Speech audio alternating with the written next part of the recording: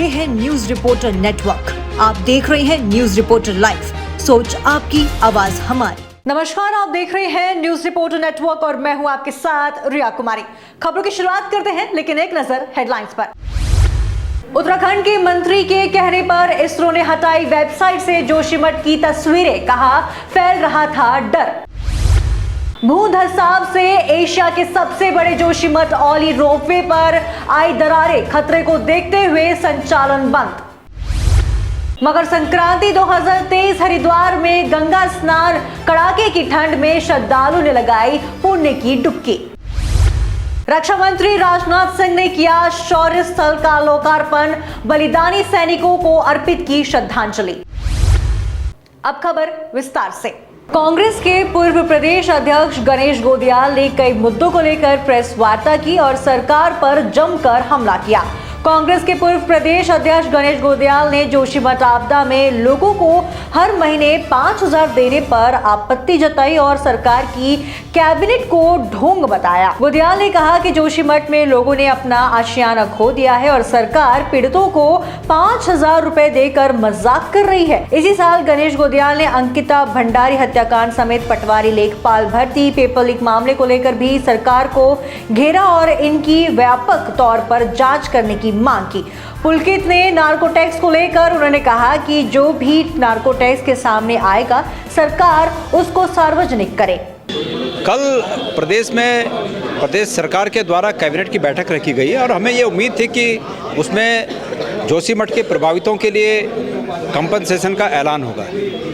Compensation की मांग प्रभावित और हम स्वयं मुख्यमंत्री तक ये पहुंचा चुके हैं कि ये बद्रीनाथ में जिस आधार पर कंपनसेशन दिया जा रहा है वही आधार जोशीमठ भी अपनाया जाए। लेकिन मुख्यमंत्री जी गोलमोल बात कर रहे हैं कि हम जो बाज़ार भाव है उसके हिसाब से देंगे। बाज़ार भाव क्या होगा उसका खुलासा नहीं है। लेकिन बाज़ार भाव की बात ही नहीं है। बगल में आप जब एक रेट दे रहे हैं तो यहाँ पर भी वो रेट देना चाहिए। तो ये मायूस कर देने वाला सरकार का कदम था। मैंने आज की पत्रकार वार्ता में ये मांग की है सरकार से, भारत के प्रधानमंत्री जी से मांग की है कि हमारे आदरणीय प्रधानमंत्री जी हैं, वो बद्रीनाथ केदारनाथ आते रहते हैं, अपने को गौरवान्वित महसूस करते हैं। तो एक बार उनके पास पुनः ये मौका है कि वो जोशीमठ आकर जोशीमठ को बद्रीनाथ की तर्ज पर कंपनसेशन देकर एक बार पुनः गौरवान्वित हों, ये मैंने मांग की है। पूर्व राज्य मंत्री आकिल अहमद के नेतृत्व में उनके समर्थन ने जमनपुर सलाकुई में पटवारी भर्ती पेपर लीक घोटाले को राज्य सरकार पर गंभीर आरोप लगाए। उन्होंने कहा है कि पहले यूके SSSC पेपर लीक घोटाला हुआ और अब पटवारी पेपर लीक घोटाला सामने आया है। उन्होंने कहा है कि बीजेपी की सरकार में आए दिन नए नए घोटाले हो रहे हैं। सरकार की मिली भगत से पटवारी भर्ती घोटाला हुआ है, जिसको प्रदेश की जनता माफ नहीं करेगी और ये भ्रष्टाचार है और भ्रष्टाचार का खुलासा होना जरूरी है। देखिए, पूरा मामला ये है कि ये सरकार भ्रष्ट है। बीजेपी सरकार में जो है ये जो घोटाला है, अभी कुछ दिन पहले यूके SSSC घोटाला हुआ जिसमें पूरे प्रदेश में जो है बवाल हुआ और हमने उस समय मांग की थी कि CBI जांच हो इसमें, लेकिन इन्होंने CBI जांच नहीं कराई क्योंकि इनके लोग जो है ना, ये अपने लोगों को बचाने के लिए इन्होंने CBI जांच नहीं करी। सरकार ने जो है, जो बड़े मगरमच्छ थे वो तो आज भी जो है गिरफ्त से बाहर है और जो छोटे मगरमच्छ थे उनको उठा के जो है बंद कर दिया दिखाने के लिए खाली जो। अब उसके बाद ज़्यादा दिन नहीं हुए, 2 महीने 3 महीने होंगे मुश्किल से, उसके बाद ये घोटाला हुआ, पटवारी घोटाला जो पेपर लीक हुआ 4 दिन पहले जो है। तो इसमें भी जो है बड़ा खेल है। अभी 4-5 लोगों को अरेस्ट भी किया खाली दिखाने के लिए। अरे ऐसी सरकार सो रही क्या कहीं, या जो है इस सरकार के जो है कंट्रोल में अधिकारी नहीं है, या अधिकारी की लगाम जो है बिल्कुल खुली है कि भाई तुम कुछ भी करो जो है और सरकार पीछे से संरक्षण तुम्हें देने का काम करेगी जो है। तो मैं ये कहूँगा कि उत्तराखंड राज्य बना सन 2000 में, यहाँ के युवाओं ने, यहाँ की महिलाओं ने इस उत्तराखंड राज्य के लिए अपने प्राणों की आहुति दी। उत्तराखंड राज्य बनेगा, विकास के जो है अवसर प्रदान होंगे, युवाओं को नौकरी मिलेगी, महंगाई कम होगी। लेकिन महंगाई आसमान छू रही, भ्रष्टाचार चरम पे है और रोजगार है नहीं, युवाओं के पास नौकरी नहीं है। जब नौकरी मांगता है युवा तो उस पर लाठियाँ बरसाई जाती है। आज पूरे प्रदेश में देख लो, जगह जगह जो है जहाँ धरने प्रदर्शन हो रहे तो सरकार उनके साथ जो है दुर्व्यवहार कर रही है। कल तक जो है अपने चुनाव में जब जाती है तो अपने एजेंडे को लेके, मैनिफेस्टो को लेके कहती है हम नौकरी देंगे।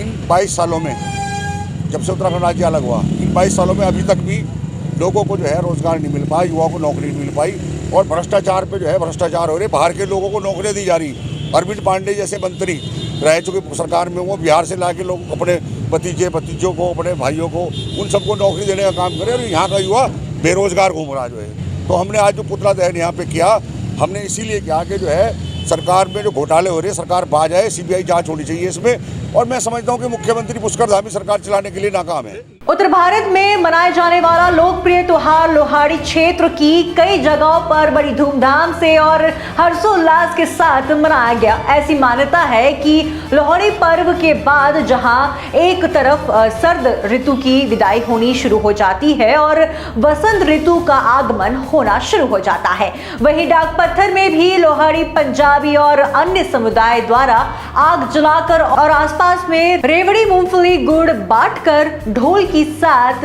सामुदायिक नाच करते हुए हर्षोल्लास के साथ मनाया गया। उत्तर भारत में मनाया जाने वाला ये सबसे लोकप्रिय और सर्वप्रिय त्यौहार है। सिख धर्म ही नहीं, कई पंजाबी धर्म और कई और धर्मों द्वारा ये जो लोहड़ी का पर्व है मनाया जाता है। मकर संक्रांति के एक दिन पूर्व और रात्रि में मनाया जाने वाला ये पर्व, इससे ये माना जाता है कि कहीं ना कहीं अब पौष महीने का और ठंड का अंत हो रहा है और साथ ही साथ एक नई ऋतु जो बसंत ऋतु है उसका आगमन हो रहा है। और कहीं ना कहीं साथ ही साथ ये भी है कि इसमें रेवड़ी की मिठास, मूंगफली, मकई, गज्जक वगैरह इन सब चीज़ों का जो मिश्रण है उससे कहीं ना कहीं इस त्योहार का जो मजा है वो दुगना हो। जनपद उधम सिंह नगर के खटीमा में पटवारी लेखपाल भर्ती परीक्षा से आक्रोशित बेरोजगार युवाओं ने खटीमा मुख्य चौक पर युवा कांग्रेस जिला अध्यक्ष नरेंद्र आर्या और एनएसयूआई जिला अध्यक्ष दीपक चंद्र के नेतृत्व में प्रदेश सरकार का पुतला दहन कर आक्रोश व्यक्त किया और पूरे मामले से सीबीआई जांच की मांग की। आपको बता दें कि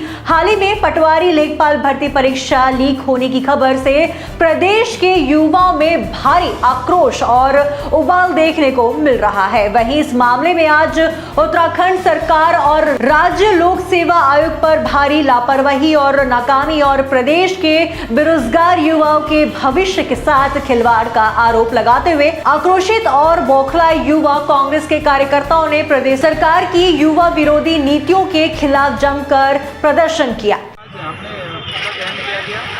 8 तारीख को रविवार के दिन पटवारी का जो पेपर हुआ था उसके आज 5 ही दिन पहले हुआ था और आज फिर से वो दोबारा से लीक हो गया। मतलब सरकार इस तरह से नाकाम हो रही है, हर बार पेपर करा रही है बाद में और पहले से आउट हो जा रहा है और ना समय पे पेपर होते हैं, ना समय पे कोई रोज़गार मिलता है।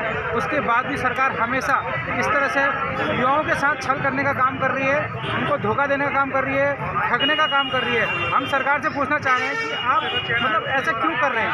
मतलब ये युवा इतनी दिनों से मेहनत करते हैं, सालों लग जाते हैं उनको मेहनत करते, उसके बाद वो इतना समय उन्हें मिलता है कि हाँ चलो आज पेपर आएगा उसको पेपर देंगे, मगर उसका क्या परिणाम निकलता है? वो कुछ अपने जो उनके कुछ बहुत ही करीबी लोग होते हैं उनके साथ वो पेपर लीक कर देते हैं, उनका सौदा कर लेते हैं वो लोग, और युवा जो मेहनत करती है वो फिर से उनका पानी फेर जाता है। मसूरी के लंडोरा क्षेत्र में लगातार हो रहे भूदशा को लेकर एसडीएम मसूरी द्वारा 3 दिवसीय भू वैज्ञानिकों और संबंधित विभागों के अधिकारी के साथ स्थलीय निरीक्षण किया गया। टीम द्वारा भूदशा के क्षेत्र और मकानों में आई दरारों का निरीक्षण किया गया। आपको बता दें एसडीएम मसूरी शैलेंद्र सिंह नेगी ने बताया है कि लंडोरा क्षेत्र के एक भाग में भूदशा हो रहा है, जिसको लेकर उनके द्वारा गढ़वाल जल संस्थान, जल निगम मसूरी, देहरादून विकास प्राधिकरण, नगर पालिका और पुलिस की संयुक्त टीम द्वारा निरीक्षण किया गया। वहीं हो रहे भूदशा के कारणों के बारे में जांच की गई है। लंडौर में अभी हमने जो निरीक्षण किया वो एक जगह में सड़क जो धंस रही है उसको देखकर किया, और उसमें हम लोग जो है उसमें जल संस्थान, जल निगम, एमडीडी, नगर पालिका, पुलिस और हम सब लोग रहे हैं, और उसमें जो कारण है उनको देखा जा रहा है। अभी भू वैज्ञानिक भी आए हैं, वो भी देख रहे हैं, उसके बाद जो रिपोर्ट होगी वो डीएम साहब को भेजी जाएगी। ये भी देखिए 2 चीज़ें हैं वहाँ पर, एक तो जो सड़क का धंसना है और सेकेंड है मकान जो है जो अपनी आयु पूरी कर चुके हैं, उसको लेकर के हमने ईओ साहब से बात की है। उन्होंने कहा कि हमारे स्तर से इसमें कार्रवाई की गई है लेकिन वो एग्जीक्यूट नहीं हो पाई है, उसको लेकर के आप बात करें। मुख्यमंत्री और गढ़वाल सांसद तीरथ सिंह रावत ने एक बार फिर से एक ऐसा बयान देकर सुर्खियों में आ गए हैं। मंडल मुख्यालय पौड़ी भ्रमण के दौरान दिशा की बैठक के उपरांत जब उन्होंने पत्रकारों द्वारा पूछा गया जिला मुख्यालय पौड़ी की समस्याओं के बारे में, ना तो पौड़ी विधायक द्वारा कोई सवाल किए जा रहे हैं और ना ही जिला पंचायत अध्यक्ष पौड़ी और भाजपा की जिला अध्यक्ष पौड़ी द्वारा कुछ सवाल उठाए गए हैं। ये पौड़ी की मैं एक भी समस्या नहीं सुन पाता हूं, जबकि यहाँ सारे जनप्रतिनिधि यहाँ बैठते हैं। चाहे मैं विधायक की बात करूं, चाहे आपके जो जिला अध्यक्ष है बीजेपी की वो हैं, जिला पंचायत अध्यक्ष हैं, मगर पौड़ी की एक भी समस्या यहाँ उजागर नहीं हो पाती है। हम लोग किस तरह देखेंगे इस चीज़? पौड़ी की कोई समस्या नहीं है, इसलिए कोई उठाता नहीं, उठाएंगे तो संज्ञान लेंगे। Mussoorie traders and welfare association द्वारा मसूरी में बढ़ती ठंड को देखते हुए हजारों लोगों को गर्म कंबल और कपड़े वितरित किए गए। मसूरी के राधा कृष्ण मंदिर के सभागार में आयोजित कार्यक्रम का शुभारंभ एसडीएम मसूरी शैलेंद्र सिंह नेगी द्वारा किया गया। इस मौके पर Mussoorie traders and welfare association द्वारा एसडीएम मसूरी शैलेंद्र सिंह नेगी का शॉल और प्रस्तुत पत्र देकर स्वागत किया गया। मसूरी ट्रेडर्स वेलफेयर एसोसिएशन द्वारा आयोजित गर्म कंबल और कपड़े वितरण का कार्यक्रम में हजारों की संख्या में मसूरी और आसपास के गरीब और मजदूर वर्ग के लोगों को गर्म कपड़े और कंबल वितरित किया गया। बिल्कुल, देखिए आज Mussoorie traders and welfare association द्वारा एक कार्यक्रम का आयोजन किया था, जिसमें गर्म वस्त्र और गर्म कंबल बांटने का कार्यक्रम था।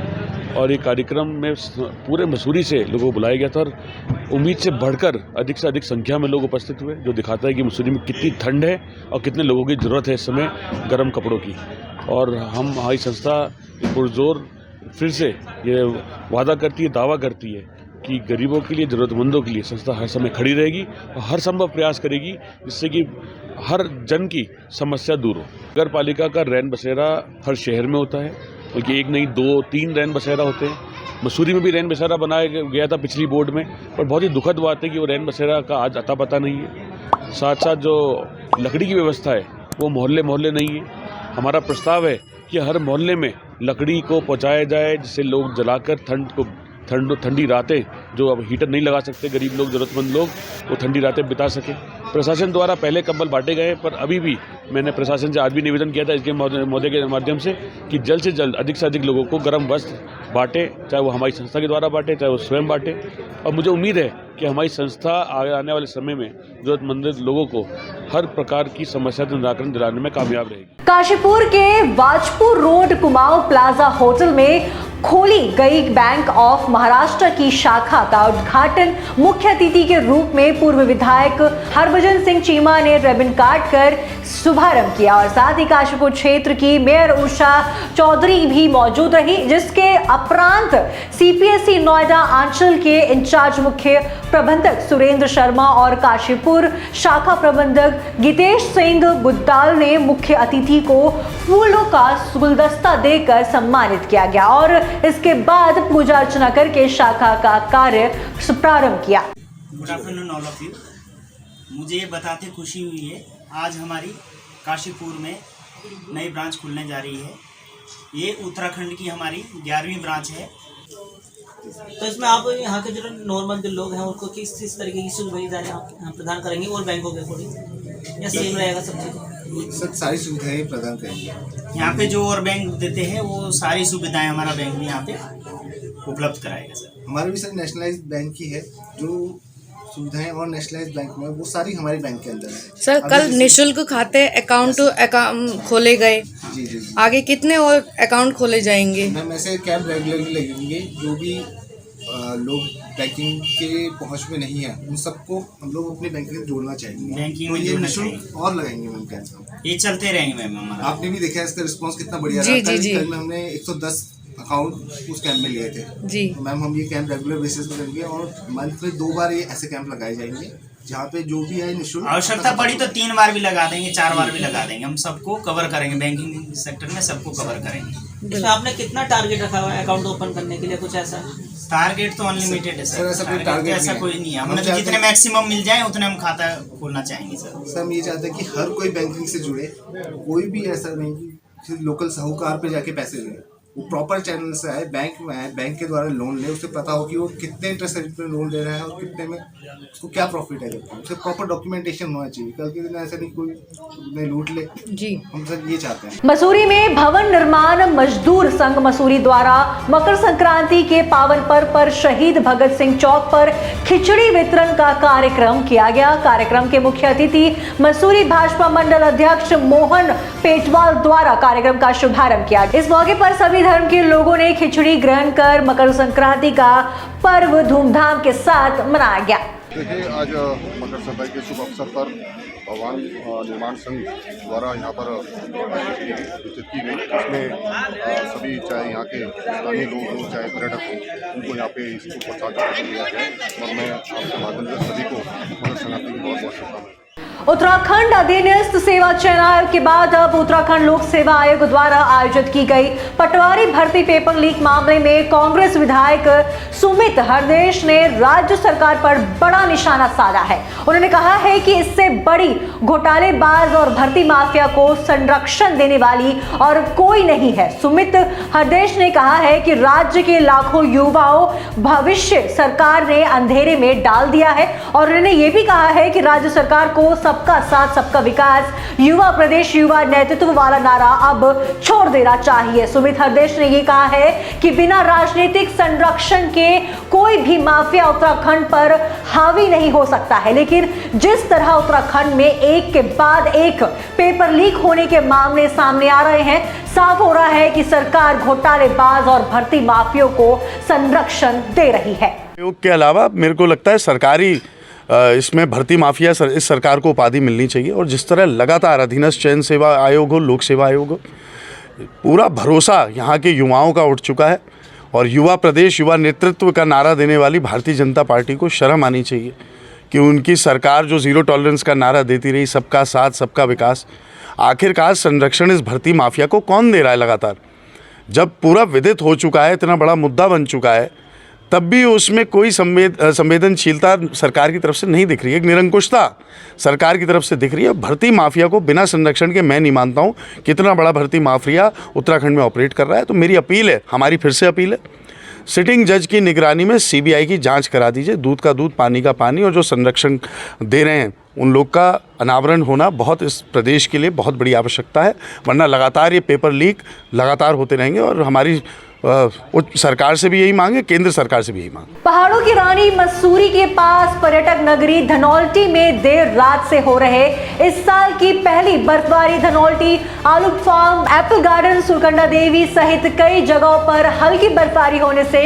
लोगों और पर्यटकों के चेहरे खिल उठे हैं। और बता दें कि धनौल्टी और आसपास के क्षेत्र में साल की पहली बर्फबारी है, जिसको काफी समय से लोग इंतजार कर रहे थे। बर्फबारी होने से देश विदेश के पर्यटक ने धनौल्टी का रुख कर लिया है और वहां सुरक्षा व्यवस्था को लेकर पुलिस ने पुख्ता इंतजाम किए हैं। कार और जैसा आप देख रहे हैं हल्की हल्की बर्फ दिखाई दे रही है और साल की पहली बर्फबारी। मैं अपने बारे में बता दूं तो मैं धनौल्टी से, मेरा नाम पंकज पवार है और साल की पहली बर्फबारी यहाँ धनौल्टी में हुई है और हम काफ़ी खुश हैं, किसान भी खुश हैं और जो टूरिस्ट आ रहे हैं वो भी काफ़ी खुश है। काफ़ी टाइम बाद बर्फ़ यहाँ पे गिरी है तो खुशी का कोई ठिकाना नहीं है। अब मेरे ख्याल से बर्फ़ गिरती रहेगी, तो आइए और घूमे धनौल्टी। तो आज के इस खबर में बस इतना ही। देखते रहिए न्यूज रिपोर्टर लाइव।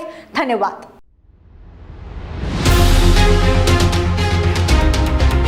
ये है न्यूज रिपोर्टर नेटवर्क। आप देख रहे हैं न्यूज रिपोर्टर लाइव। सोच आपकी, आवाज हमारी।